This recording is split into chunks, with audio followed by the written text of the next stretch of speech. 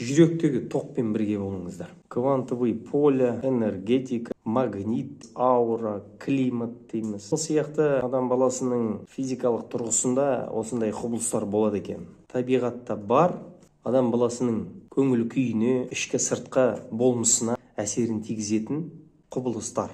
Жалпы энергетика, квантовый поле деген негізі тоқ қой. Неге олай айтады десем, біздің табиғатымызда оған дәлел бар екен. Кардиологқа бардым, жүректің мәселесімен түсіндіріп жатыр да, жүректі 4-ке бөлді де көрсетті. Сөйтсе, жүрек тоқпен істейді екен. Жүректің жоғарғы жағынан тоқ поступать етеді екен.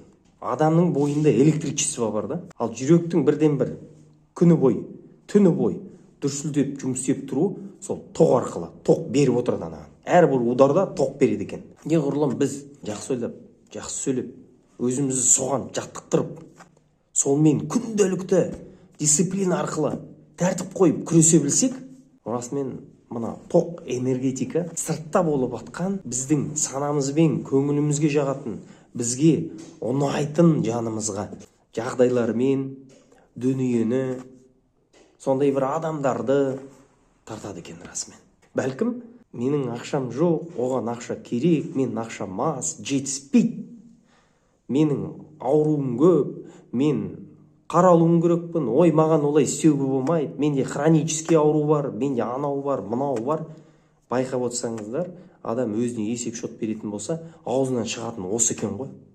Анау ұнамайды маған, мынау ұнамайды, ол жерде штраф, мына жерде штраф.